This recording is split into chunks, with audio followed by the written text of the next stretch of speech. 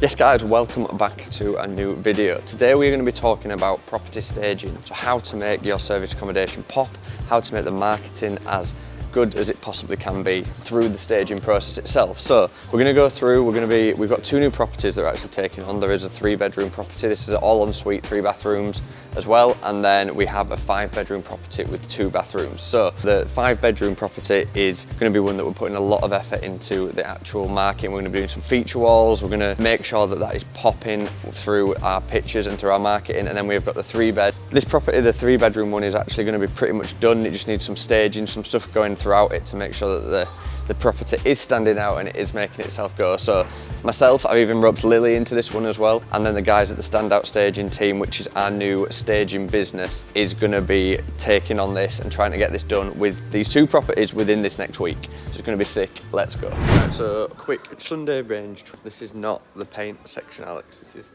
arts and crafts. Now you like making pretty pictures, but not what we need right now. Where's paint?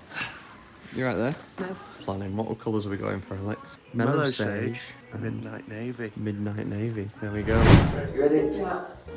My head nearly hit the roof. Right, so like that. Do that, I can't see. It's not very straight. It's not straight, man. It'll look really good when we've done it because I was time lapse.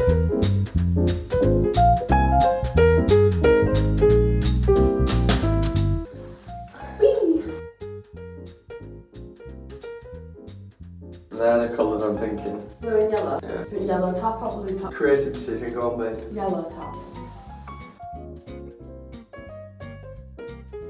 Oh, they're so cute! They're so fluffy! Rally, fluffy, fluffy. I've never used a roller before, I'm just like, you know. Shiggy. Oh, my little fluffy friend.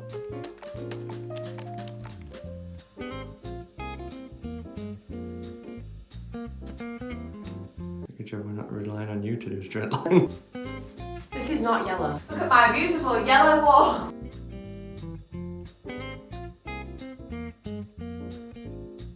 you want to swap? Yeah.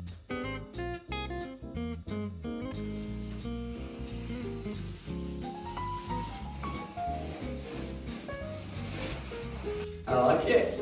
There's a few little bits that are like, just come through a little bit, but you don't look too hard at it, it looks pretty sharp. Just picked up keys to another new property. This is a 3-bedroom, 3-bathroom property in Leeds. Very, very good location, very close to the city centre. We've got parking with it as well.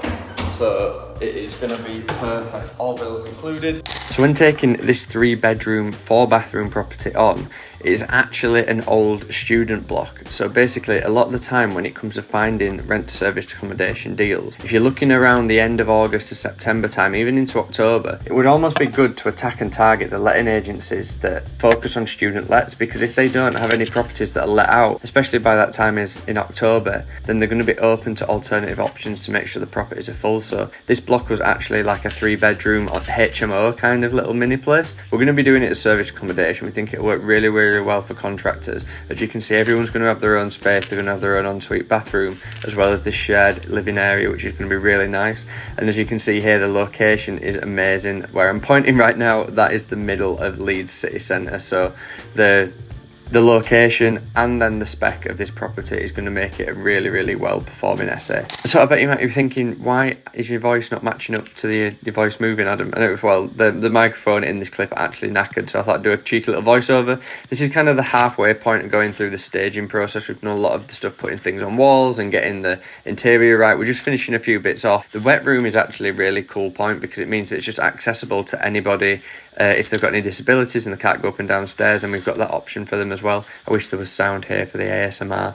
But yeah, we're just basically going through and getting the property to a really good position, getting the final bits of paintwork and everything touched up, and then finally, obviously, we're going to be getting all of the furniture in, getting the beds in, and getting different things in like that. We do like marking the floor with masking tape to map out where the beds are actually going to be and see what kind of space that actually provides us, so that we know what kind of ways we can actually set up the rooms as well.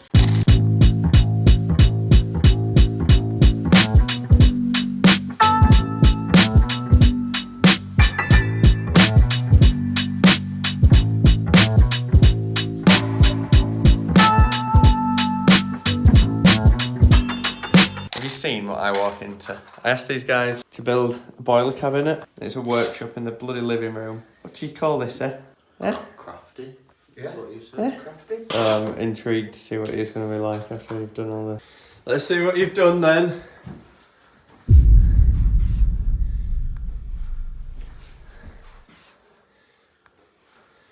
Cool. When it comes to staging properties, there's actually a lot of key things that you need to do. But first of all, you need to get a design in mind and make sure that you know when you're staging the property what type of furniture and stuff you're going to be putting in there, what kind of colours you're going to make pop, and what kind of things you're going to use as accents in the actual room itself. We actually recommend to a lot of people using something like AI staging.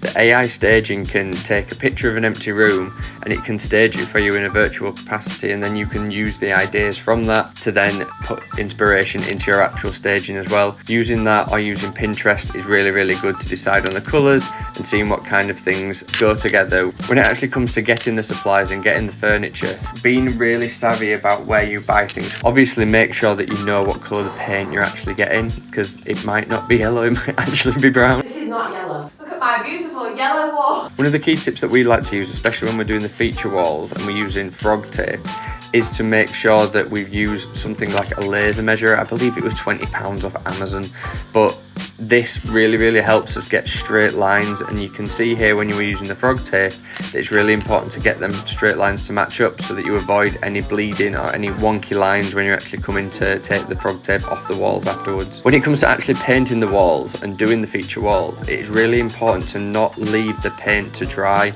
What you've got to do is make sure you've got a nice full coat. If it means going over the coat twice immediately, try and do that, and then even get it really thick around the edges, and then you can fill in the middles later, because you need to peel the tape off before the paint dries, because this can lead to it drying and it pulling away from the wall itself.